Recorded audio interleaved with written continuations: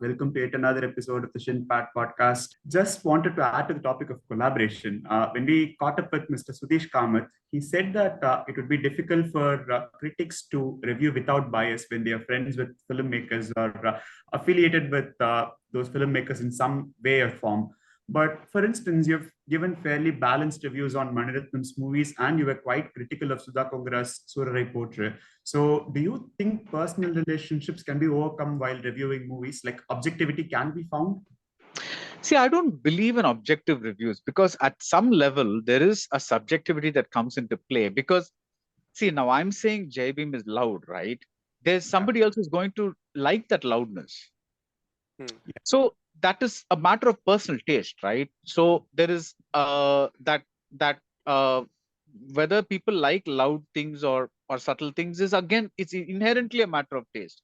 So the minute you say that, that means that you are reviewing according to your internal, the way you are made and the way you react to things and the what you like to see and what you like to think. So even though, but that is an unconscious bias, which is like uh, uh, like saying, I don't like very spicy food. Yeah. So that's not you deliberately ignoring or giving spicy food a bad review. It's just that you're not able to take spicy food. Yeah. So you're reviewing that according to that. But what I'm saying is, I try not to do the conscious bias thing, and I overcome that by telling the people beforehand that the film did not work for me. So that I'm freer in my mind to kind of, so that while I'm writing the review, I've already communicated to this person that, boss, this film did not work for me. And kind of like now I'm freer to write the review. Now, does it make them less of a friend or acquaintance? I don't know, but that's for them to answer. But I genuinely, truly believe in separating the art and the artist, because nobody has 100% strike rate, and it is fair game to say that something did not work for you. See, because as long as you're not being insulting, you're kind of thing, because I think it's fair to say that because again in Surarai, the problems, the scenes that were problems to me were the loud scenes, like him crying at the airport or him falling at his mother's feet almost immediately. And so we have two back-to-back crying scenes, like big crying scenes kind of a thing. And it's like when one would have probably worked. And so the thing is, but those very scenes would have worked for other people. Yeah. Because they're remembering something. I remember seeing Varanamayiram and with a friend who recently lost his father, and he was completely devastated by that film, and he was so into it, and the film affected him so much that ultimately at the end of the day you have to remember that when you are responding to art, and when I mean responding, I mean reviewing art, analyzing art, criticizing art, it's inherently shows a lot about yourself as a person. You become part of that conversation around that art, because you're revealing a lot about yourself. I like this style of thing. I like that kind of thing. I like minimal background music. I don't like to be spoon-fed in movies. So you're revealing a lot about yourself. It's not, the art is what it is. The film doesn't change. It's only the responses from various people that are different. The film is still that thing that has been shot and edited and put out there for people to view. But I think everybody responds in a different way. And when you respond in a way that is different from how the majority is responding, typically people, they attribute either a motive to it. Like I have heard people say that, oh, you didn't give X movie a good review because that star didn't give you an interview, which is like, for me, kind of real rubbish, because I find it really insulting, because, I take like films very seriously. So for me, this is almost like an accusation, like you committed murder, that's like, there's that thing. But But no, it's never happened that way. And I have like you said, but I have checked because when when it is, you have to say at some point that the art is different and the artist is different. Did I like Chekka Chivanavanam? No. Do I stop respecting Maniratnam as an artist? No. So the thing is not it's not like, oh, I did not like Chekka Chivanavanam, so Maniratnam is no longer a good filmmaker. That's not the equation. It's that particular film did not work for me, but I still think he's one of the greatest artists around, and one of the singular people who nudged Tamil cinema into like visual language territory. So I would never say that he's lost his touch or whatever it is. Like so many other people like just randomly keep saying things. No, in fact, I think there's nobody who's pushed mainstream cinema into so many different zones as this man has, and all the while trying out things that may or may not work. It's like like like when you make a like an okay Kanmani, which is relatively supposed to, today when we look back it looks safe, but at that point you're saying live in relationship, you're saying something else, you're saying something else. The buzz is that the film is about a relationship, though it's actually not. It's about two kinds of love: temporary love and permanent love. That's what the movie is about. The live-in is kind of baked into that temporary love rather than the movie itself. But somehow that became the big topic. Like Mani Ratnam is endorsing live-in relationship kind of a thing. And so the point is that every movie that he makes is a kind of a risk, and he never repeats himself. So for me, he's one of the greatest filmmakers, period. For me, and especially the way he uses his cinematographers is like study material for like generations of people. But that particular movie didn't work for me. What can I do? It's like, uh, I saw it again a few days later to see if that was like a knee-jerk reaction or whether the film didn't really work for me. And the second time it was equally like I was pretty underwhelmed. So I was like, what can I say? That movie didn't work for me. So you have to be very clear about that. And there are people. So if tomorrow, if Maniratnam or Sudha Kongara or somebody else say they won't give me an interview because of this or whatever it is, then that I have to take that as part of the game. It's like that's what it is. Because again, for me, I separate the art and the artist, but they may not be able to separate the critic and the person. So you have to allow that also, because see, again, you are like they with all the struggle they've made something, and you're pretty much saying that you kind of it did not work for you. That's like that sometimes goes well with people, sometimes doesn't go well with people. So you have to understand that. See, for me, it's easy to say it's not personal, and I don't take things personally either. But for some people, it does become personal. So, And you did to answer your question, I do think it is possible to review films without external bias. Though the internal bias will always inform, because that's the person you are. You can't do anything about that. And you did mention the words loudness and subtlety in your answer. Just want to expand from there to one movie watching experience, which is the film scores. So recently, in the recent years, they have become little loud or noisy. This trend might exist to keep our attention deficit, the audience attention deficit on track. But it has become, you feel that it's too heavy to handle on occasions. Even we feel that sometimes Ilayaraja and A.R. Rahman also are getting into that track, getting caught in that loop. So as someone who loves to love reading your takes on music, so I would like to hear your views on it, on the background. I feel that music is a very, very potent thing, okay? And it's like the color red for me. The minute you wear red, right, you stand out. It's like that's why I love watching Almodovar movies, because he uses red very interestingly. It's like you enter a room and there's some big red wall and just like a slap on your face, because everything else is like in a pastel or something like that.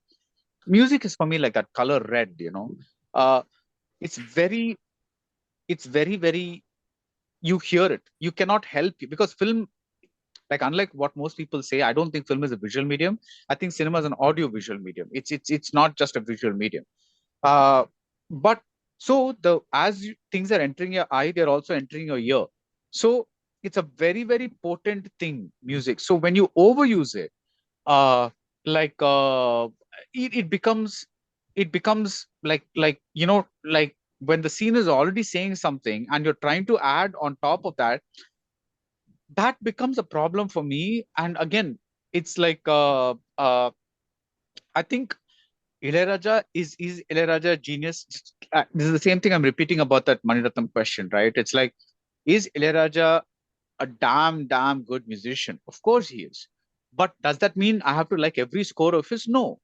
So some movies, the scores have worked spectacularly. One of my favorite scores, all-time scores, is and I can never stop talking about it, is what he did in Guna.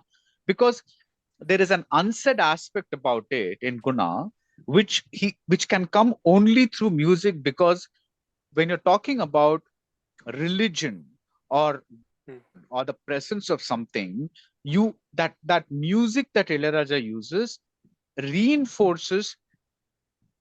When Kamal sees the girl, if there was no music, we will also just see the girl. But when Kamal sees the girl and Ilayaraja's divine music comes in the background, we see the girl as Kamal sees the girl, which is as a goddess. So in that case, the music is absolutely essential to reinforce what cannot be said just through visuals.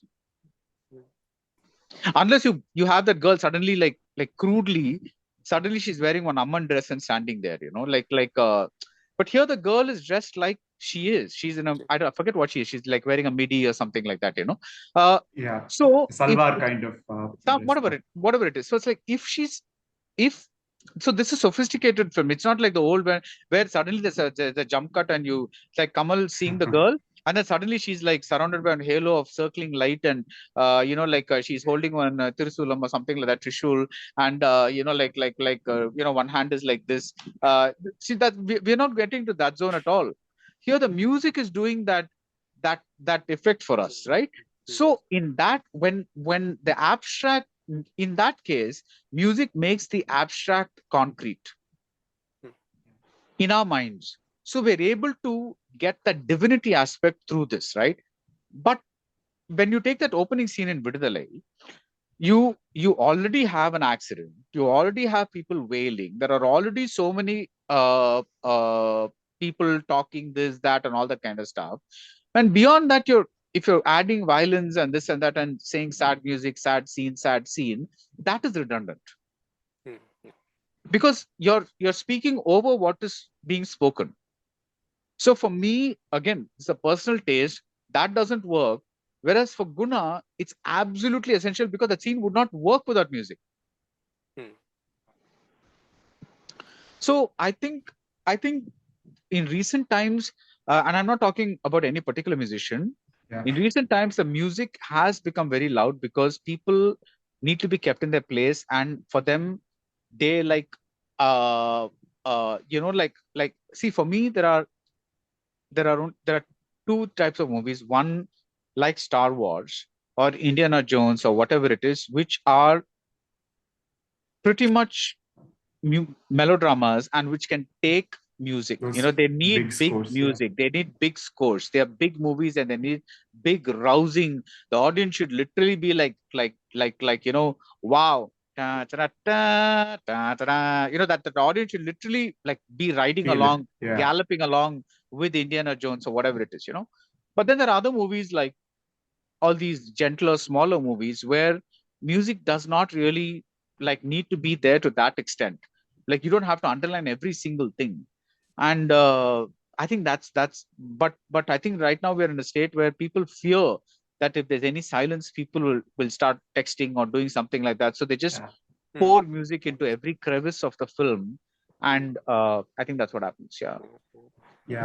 From Vignesh's previous question, I would like to take the phrase attention deficit audience.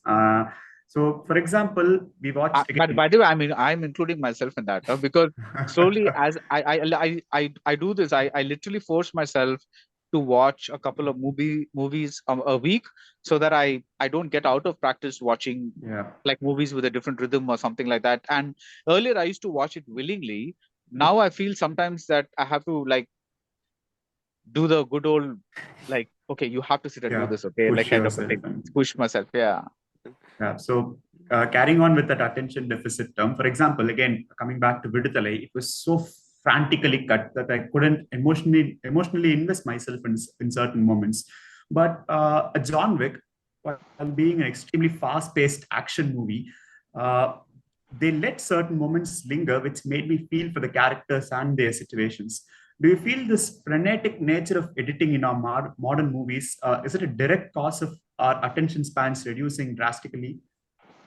Uh, I don't know. I don't want to take the example of Vidudhalai because I think it's also because it's so short as two parts, and Yeah, things are changed around and things like that. So that's a little different scenario. Uh, but in general, yeah, the frantic editing is, that's what I said. See, listen, the who knew that Hari would be the elder statesman of the modern day pioneer. movie, Yeah, he like pretty much defines movies as we know them today. It's a little scary. But yeah, that's like all those shots that he had of cars speeding into the frame and this and that and all that. People want that. They don't want slower films. They don't have the patience for watching movies with dialogues and character development and things like that. They just want things to happen like like they happen in reels and things. And see, listen, again, I'm none of this is right or wrong. I'm not coming sitting on some pedestal and yeah, saying this is the only way you should make a movie or something like that. See, you have to make movies for an audience, because you can't make movies for yourself unless your government subsidizes you. yeah, Then you can make movies the way you want them to exactly. So you have to carefully consider the audience. But I'm saying, where is your personality in this? Hmm. You have to make movies for the audience, but where is your personality in this? That's what my big question is. And if I find zero personality in any aspect of a movie, then that movie is of no interest. So I don't mind a frantically cut movie if that actually helps the movie and I find the director employing that style to a particular end. yeah. But if that frantically cut movie is doing nothing, then just keeping the audience like from reaching for their phones, that's a problem. Yeah. Yeah, yeah, yeah. And out of curiosity, we want to, like, you watch a lot of films, so do you ever feel burnout on occasions? I know, though it's your job, but movies do induce a lot of emotions, right? Sadness, anger. Sometimes you feel this and that. But how do you handle this burnouts, especially like you have a big lineup coming in a week, like 4 or 5 movies you have to review with them. So, what is your process of So handling this one burnout? one of the one of the things that I have, see, there was never a kind of burnout because the movies I had to review were always, earlier it was, see, first when I started, it was Hindi. Then I became the English language critic, and then I became the Tamil language critic, Hmm. and then Yeah. I stayed the Tamil language critic when I went to digital. Uh, Now I do movies across the board, across Indian languages, but I always pick and choose the ones that seem interesting or I want to review. Uh, I take a look at the trailer. Earlier, I would not do that because there weren't this many releases. I would try to go in with a blank slate, but now I kind of need to get an idea of, because for me, if a trailer is not cut well, typically it means that, or rather, it's chaotic. It typically means that the movie is not going to really do Hmm. much. But so I pick and choose, but of course, with the big movies, you have no choice. You pretty much have to review the big movies. So I prevent burnout by occasionally taking breaks. Not so you don't have to review every day. And also I find that, like, I review smaller films, like certain art films or something like that. That gives me a lot of, that recharges me a lot, because I think burnout happens only when you how do I put it? keep repeating the same thing, maybe. Just Yeah. When you keep watching the same kind of films all the time. Like for instance, whenever I go to a film festival, right, I'm watching 3-4 movies a day and writing about them. There's zero burnout. After 10 days, I'm like Yeah. I'm buzzing with excitement. It's because everything is so different. The form is so different. The way they're telling stories is so different. Everything is so like new and exciting and everything that you don't. There's no burnout. It's like everyone is like, it's like you're doing a marathon, but you're not sweating. Yeah.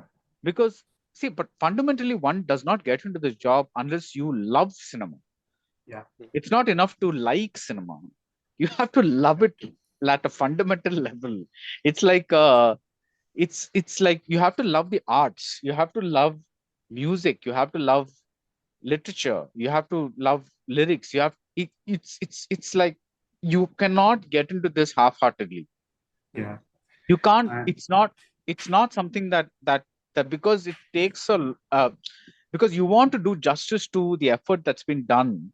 But effort, I don't mean, oh, I spent so much time, I broke my back, that's part of the job. I mean, like, yeah. at the end of the day, everybody puts in the same amount of effort, and if your movie doesn't work, your movie doesn't work. But I'm saying, like, it takes a lot of out of you to make a movie, and a lot of out of people. So you have to respect that, and you have to love the art to kind of keep that thing going. And that's why I said my interviews also are about cinema, because I'm personally very interested in cinema. And like I'll just show you, like the book I'm reading right now, amongst other things, is this. Oh, wow. Yeah. It's Because I love reading what people have to say about cinema. I love hearing people talk about cinema. Uh, it's just one of those things. It's like when I love reading people talking about music, or listening to people talking about music, about cinematography, about anything. By cinematography, I don't mean necessarily what lens, this, that, and all that. I'm not very interested in in in in oh, I use this millimeter lens. I'm not talking about that kind of stuff, but the effect of a camera move, and the emotional impact of what does this camera move mean, that kind of stuff. For example, in one of the things that you'll find in Ponniyin Selvan is that whenever character interactions are happening, the camera is always doing these very, very sinuous kind of camera moves. It's like it's never still. It's like it's always, like when the Prakash Raj character is moving, is introduced, for instance. Most people will introduce a king sitting on a throne, with a, even if he's weak or something like that, he'll be sitting there, and there'll be courtiers or this or that, or at least you see his face first. Here, you do a big circling move, and then finally, because there's a message being delivered, and then finally, at the end of that, when that entire shot is finished, is when the camera comes to rest on Prakash Raj's face, and he's lying down on a couch kind of thing. Uh, uh, that's for me a very, like a visual way of saying the king is not really keeping well. He's not really doing well. Instead of saying the king is not well, kind of a thing. It's like it's a way of visually showing that this is not a king who's sitting erect on his throne. It's like it's a king who's lying down, and we're kind of the, like, it's a result of all these other things. So you see everybody around him, and then finally you come to rest on his face. So I'm saying that there is, like, everything has a meaning, and there's a way to kind of read these moves and camera moves and things like that. And that's what fascinates me, about the art. Like, I'm not interested in knowing what lenses Ravi Varman used for that shot. I'm only interested in the emotional impact of the shot, and how it says something that is not said overtly in the dialogues, and subconsciously makes us feel something. So for me, that is very because that interest has not gone yet.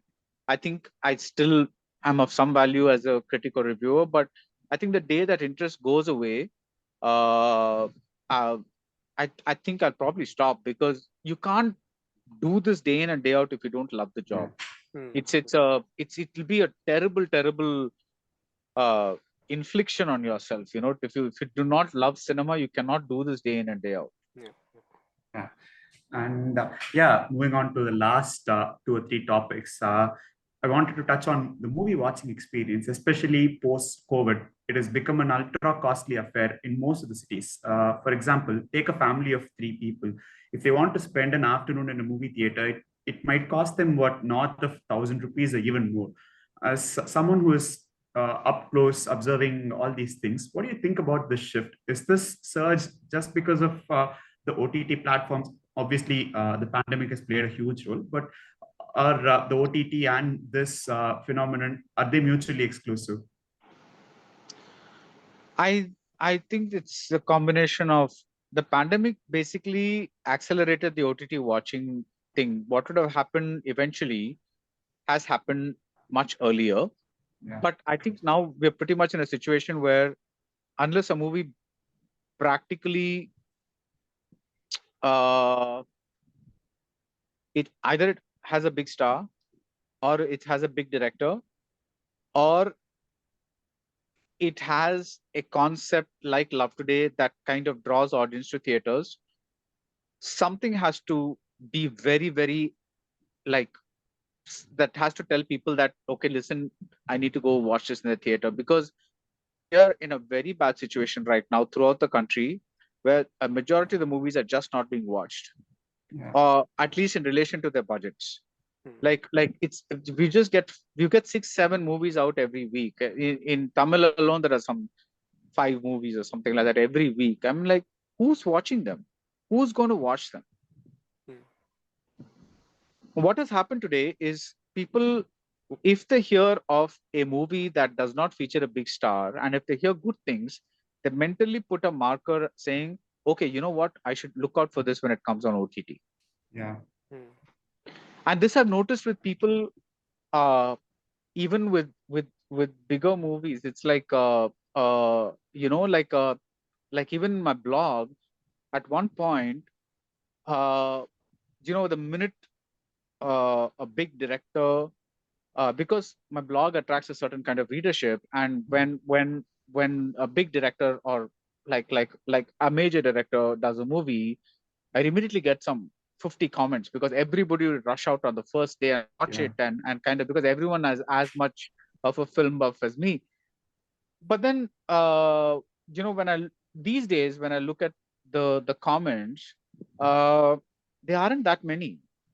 People are waiting to watch movies. They're not running off and watching it on the first day for show. Very few people do. They're just like waiting either for OTT or something like that, because one of the fundamental things that has happened is, while we are waiting for X movie to appear on OTT, we still have 100 other things to watch. Yes.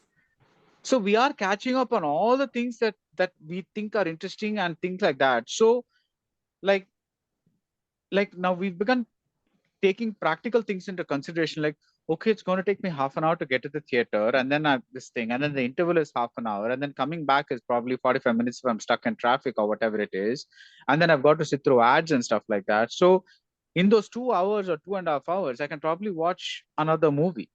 Yeah, true. So like different people have different calculations, but like I watched a new movie today and the theater had 6 people. Wow. It's a very like sad state. No, but it's also natural evolution, I feel, which will kind of, I think, trim the fat of the movies being made. I think from now on, see, what happened was there was this explosion of movies because suddenly everybody with a camera, and now everybody has a digital camera, could make a movie, and everybody's putting it out there. But now I think slowly some kind of quality control will come back, because once people realize that people are not watching everything, I think producers also will start realizing that some kind of quality control has to come back into these movies. And unless it's one of the movies with the big stars, I have to have either a big concept or good writing or something like that to get the something distinctive to put out there. So I really think this is a kind of a transition phase where we're going to wait out a year or so to see all these people. A lot of them are going to get disillusioned because of the high flop rate. But I think the people that hold on and are confident about their movie making skills, the young directors, I think they will eventually make a mark, because people will understand that, okay, almost all the movies that are coming out by certain producers, they are, I mean, you still cannot stop bad movies from coming out, but at least a certain, it won't be this bad, like like 80% of the movies are unwatchable. It won't be like that. It'll be like 40% of the movies are unwatchable. Then that's a big improvement. It'll be like how Malayalam cinema is today, where so all the people who cannot direct movies, but just are doing it because they can afford to, or because it gives them a trip or whatever it is, all those guys will vanish, because they will not be getting monies or chances to make a movie. Yeah. This is what I think will happen. And ultimately, I think Tamil cinema will be the better for it, because I think we'll enter a new golden phase where people with content are the people that actually get to shine. And goes back to the original thing about, directors and how directors will get to think. I think directors will come back as stronger than ever, is what I think. Yeah. Also, just as a fun addendum, do you get free tickets for all these movies that you review?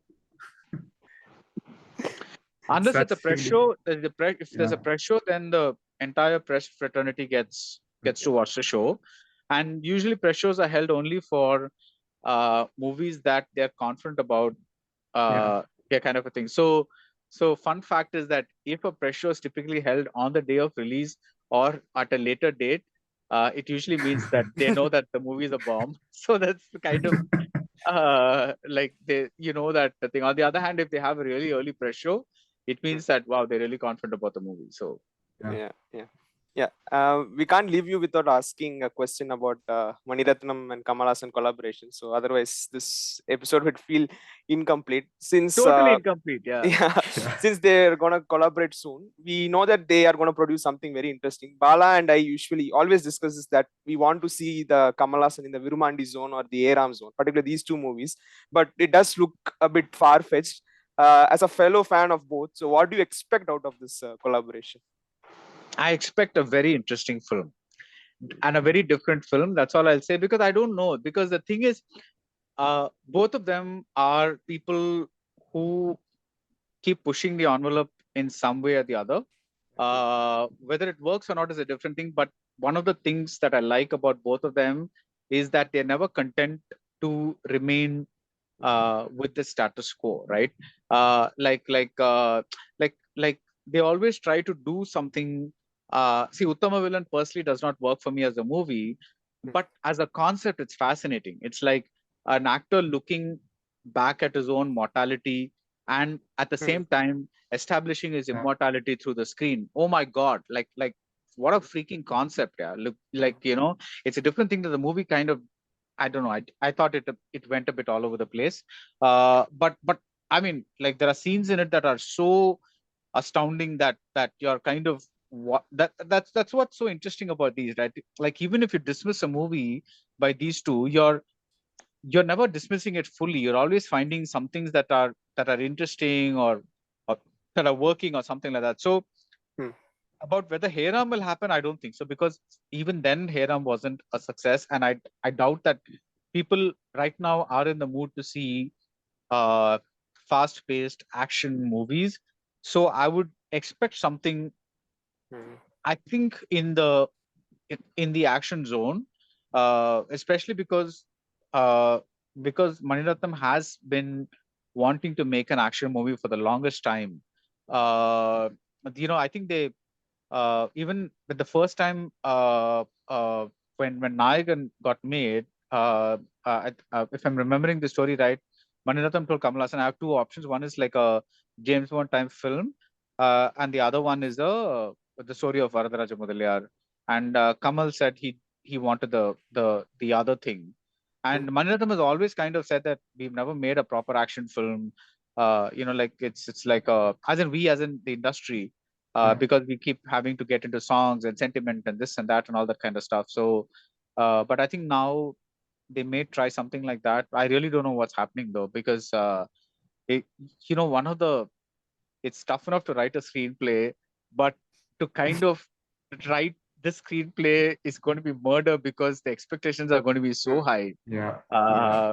You know, I would hate Yeah. to be in Maniratnam's shoes. It'll be all that kind of the, you know, but though he's very zen about these things, but it's still, you know, like the minute you hear about this combination, it's like, oh my God, you know, so it's like, yeah. Yeah. So that's something yeah, but I'm hugely looking forward to that. And yeah, because it just has, see, the basic thing, you know, that beyond the excitement of that movie alone, I think what these two people have done, I mean, I'm not saying that these are the only two people that have done it, but because you brought up these two people, what they've done is they've done so much to push the art forward. The art, and they've done it in the mainstream, which is actually a very tough thing to do. Because I'm not saying it's easy to make an art film, but when you're doing an art film, you're automatically restricting an audience to only those people who really truly care about cinema, who are exposed to world cinema, who kind of can handle certain kinds of, you know, pace or this or that or whatever it is, you know. But trying to push different narratives through the mainstream is one of the toughest things that anybody can do. And these two have been doing it consistently.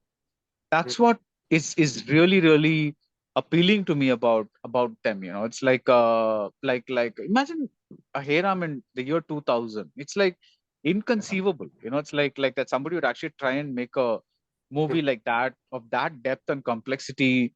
When you look at the average movie out there, right? See, like for instance, I think, if I'm not mistaken, Sedu also came out the same year, right? 2000, Yes. Yeah. It did come out right? at a similar time. Yeah. At a similar time. I think Sedu is a fantastic film. I love it.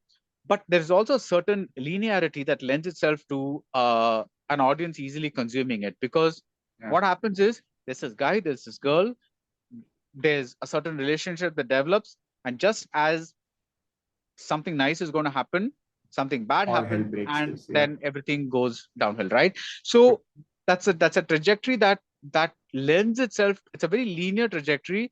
It's, the movie is superbly affecting it. Everything that happens grabs you, and then and of course, at that time, Bala's sensibility was new, so every scene was so fresh. Everything was uh, so thing, and like you didn't expect to see the things that happened, you know. uh but when you see Heram, it's almost like like like Kamal is dissolving the grammar of the Tamil film and then taking it, like reconstituting the DNA of that, because he's taking, there's symbolism, there's metaphor, there's an actual story of like that happened there. He's trying to kind of tell what Gandhi meant, and what actually, through the story of a mad person, or a person who's gone mad, he's trying to reflect on the madness of the time, of the era. It's you just can keep writing about the movie endlessly. Yeah. It's like so I'm saying that that's what's really appealing to me when somebody does, which is why I really respect people like Vetri Maaran or Ranjit or everybody, you know, because they're working in the mainstream and trying to make movies that are distinct, that are unique, that are kind of pushing forward, certain things. So that's the most difficult thing, because if you look at the average mainstream movie, they don't apply. They're just like, okay, the audience basically wants to see the hero. They want to see like some stunts, some action, some this, some that, or whatever it is. But no, that's like a thing. So even when Maniratnam makes a Rajnikant movie, he makes he separates him from, see, a hero acting with two heroines is not a new thing. That's happened in many Rajni movies, and one of them gets the hero. But here, the actual heroine that he loves goes away from him, and he is forced to marry, or the widow of the man that he murdered. I'm like, in a Rajnikant movie, like 9 out of 10 directors won't even go into that territory, because that was a time when heroines were expected to be virgins and things like that, you know, like that this is a woman with a child, and like she's kind of thing, and she is also the wife of the man that he murdered. So there's this odd thing coming into a Rajini movie, which you never find in a Rajini movie. And there's no reason, Maniratnam would have probably had a success twice as big.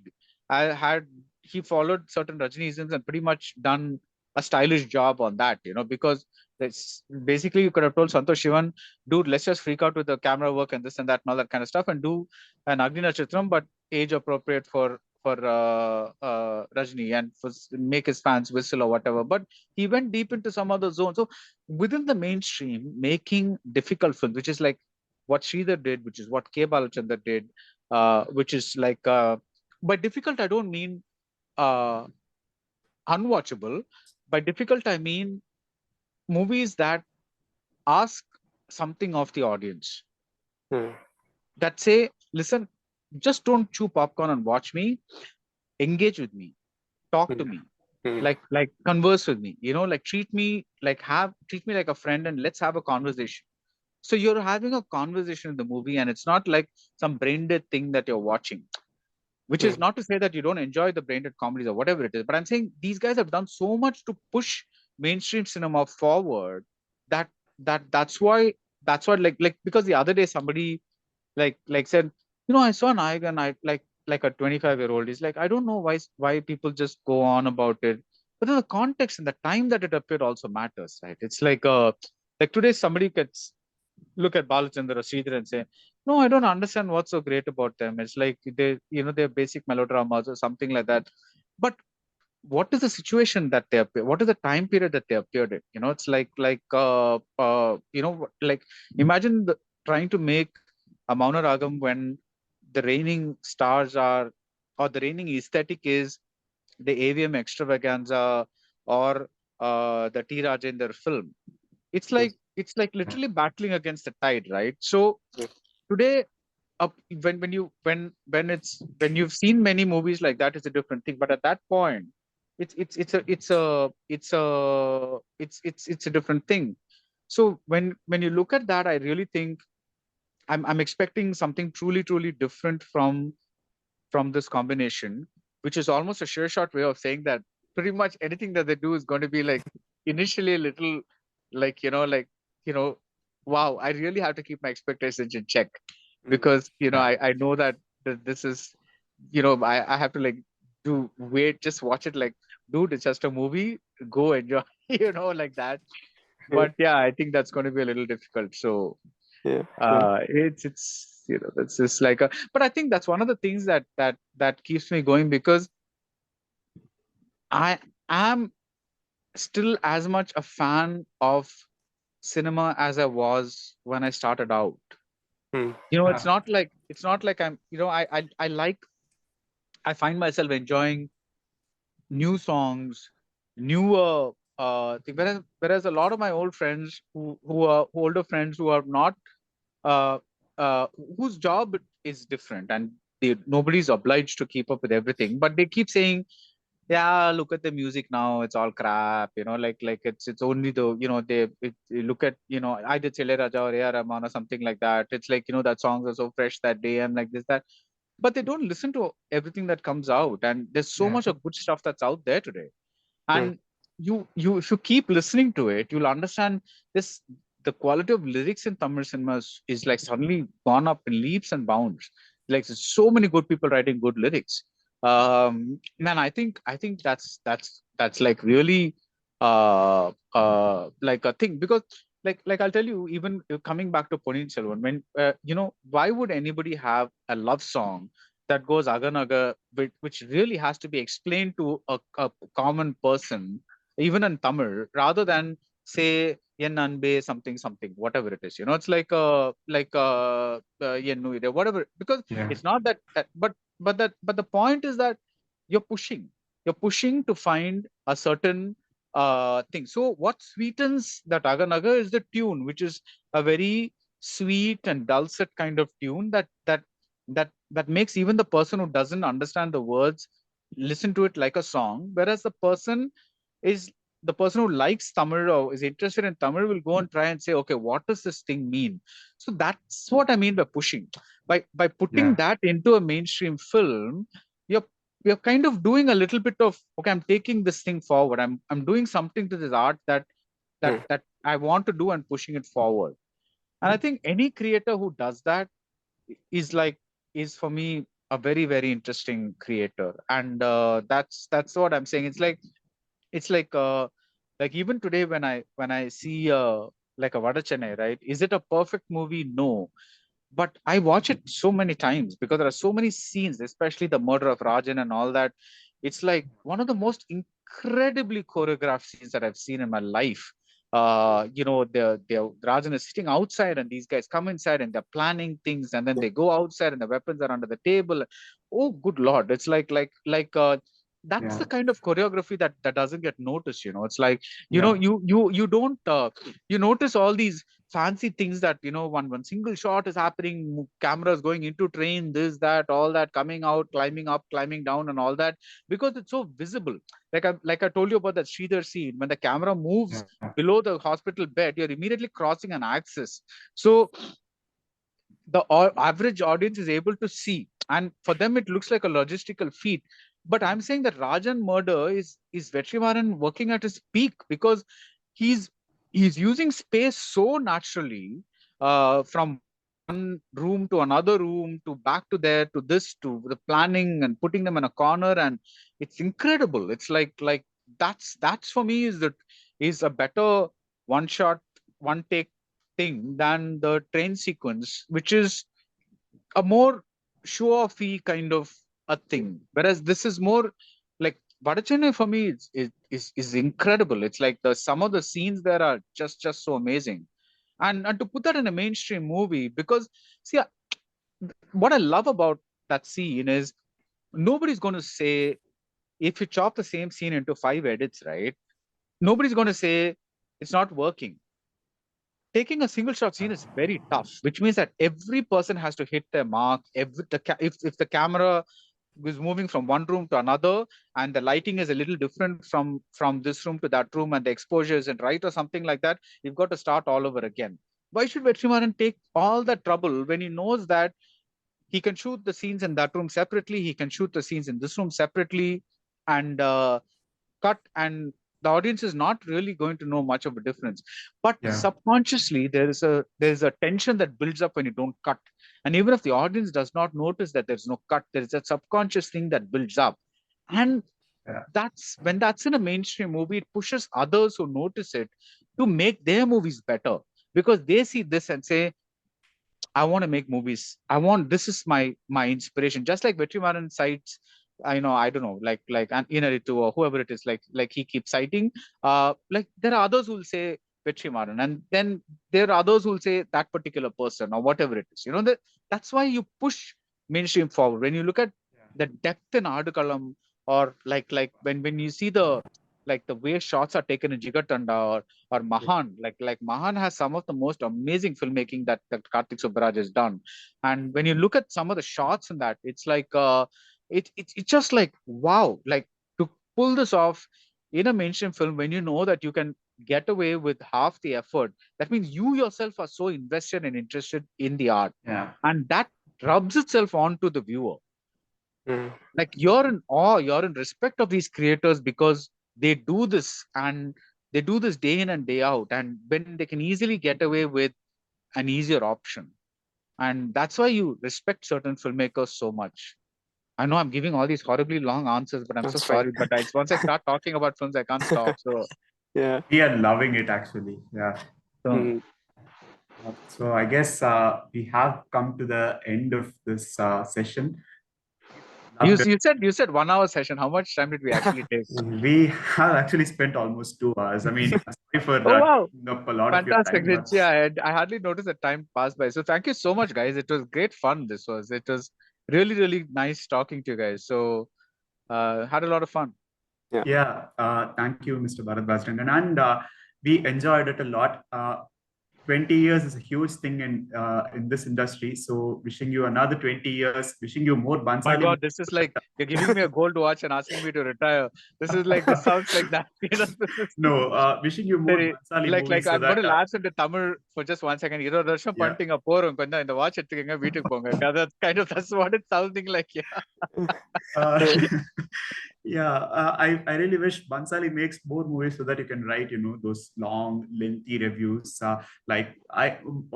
One of my favorite reviews of yours is the one you wrote for Bajirao Mastani. It was Okay. stunning. Yeah, I really love that one and the one for Tamasha because. I read your review, I watched the movie, and then I wrote something similar about just the 15 minutes of the movie, which I sent to Imtiaz, and he responded saying, "This is exactly what I intended to show in the movie." So it felt really nice. It started from your review of the movie. So we've been following your work for a long time. Me, more than, I guess, like 12, 13 years, ever since we started reading the Hindu at our house. So it's been a long time, and we wish that you keep doing this for as long as you can. Thank you. Thank you Yeah, so much. It's really very, very kind of you. And I truly mean this when I say I really enjoy this conversation because, sometimes you just do these things because you want to be nice and people ask you and you're saying, okay, it's just 1 hour, so I'll do it. But I really did not notice time passing by. And thank you for allowing me to ramble on because yeah. which is what I do instead of like saying, oh, by the way, next question or something like that. So this is No, like, we loved it actually, and sometimes maybe sometime in the future when we talk about Nadal, we really wish that we could invite you again and have a session with you because oh yeah, Yeah. yeah. We Oh both are God, that Federer reminds fans. me the French Open is coming up. Good Lord, more yeah, tension now. This is like we are huge Roger Federer fans. That's Yeah. one of the reasons. no. So I'll tell you what. So again, this is a very emotional space that I'm coming from, right? See, Yeah. Federer for me is a born genius. Yeah. Nadal is somebody who willed himself to genius. For me, that's a more fascinating story. See, Federer, pretty much. I don't know whether you believe. I mean, whether you believe in like God or destiny or however you want to define it. He has pretty much this perfect thing put on this earth. So it's Yeah. whereas Nadal was this guy who pretty much clawed his way to genius, and for me, that's the cinema guy in me speaking because I'm thinking of a screenplay and saying, with Federer, it's not that interesting a story, but Nadal, wow, that's a great story. That's like, Yeah. but that's not to say, I love watching Federer play. I mean, good Lord, who would not like to see that level of grace and elegance and, anything like that? It's like Federer all the way. But there's something strangely exciting about Nadal fighting his way through, he's 2 sets down and then he wins the match. I'm like, and that's happened so often in his career. Yeah, it's basically Rocky 1, 2, 3, 4, 5. Like Put Nada's together. versions It's of like, Rocky. Yeah. he's like, oh my God, he's 2 sets down. And then now it's like almost, oh, good, Nadal is 2 sets down. He's winning this match. It's like, this is kind of. So that's my thing, which is not to say that I love and one of the things I am missing the most these days is watching Nadal and Federer play because I mean that's I mean that was one for the ages, that watching them play was that there was that chemistry, there was that I mean you knew that there was something, the vibes between them were good, but they were also competitors on court, and it was just fantastic to watch. The atmosphere was just so different. It's not the same with others, there's something very mythical about that certain rivalries in sport, and somehow this was one of those mythical ones. It's like basically like Kamal Rajni, it's like it's like you don't quite feel the same about at least I don't feel the same way about Ajit and Vijay because they both pretty much slotted themselves in the same zone. Whereas for me, like Rajni is this effortless crowd pleaser who just came in very, very different. He had a unique style. He had tons of charisma. You couldn't take your eyes off him when you came on screen. And Kamal had to claw his way up with his talent and pretty much, conquer an audience that was not really his kind of audience. I mean, who makes a 16 vayadile at the beginning of their career, right? Unless they're really, really into cinema. That's what I'm talking about. It's like you're a young heartthrob star and you're appearing in a loincloth. I mean, like what in a village, like your mouth is full of that betel leaf juice and all that kind of stuff, pan juice. Like that's something that's something very Nadalish about Kamal. I think there's a pattern here that you guys have uncovered. Yeah. Hopefully, we can do an episode in the future just to talk about Federer and Nadal. Yeah, let's do that. Yeah. So, thank you. Thanks again. Thanks a lot. Yeah. Thank you so much. I love this conversation. Thanks so much, and all the best for your podcast. Yeah. Thank you. This is a video or podcast or what is it? Yes. We started off as only audio. I mean, we basically started recording over our phone calls and we just put them out on Spotify. It was pretty much about sports, mainly about Man United and cricket. And then we slowly started venturing into movies and other stuff. And now with the 50th episode, we wanted to put videos out as well. So the interview with Mr. Sudesh Kamath was our first video interview. And now we have another one lined up, and then yours will be the third one. Nice. Okay. All the best. And let me know when this gets posted. Yeah. Yes. Thank you. Thank you. See you. Bye-bye. All the best. Thank you. Bye.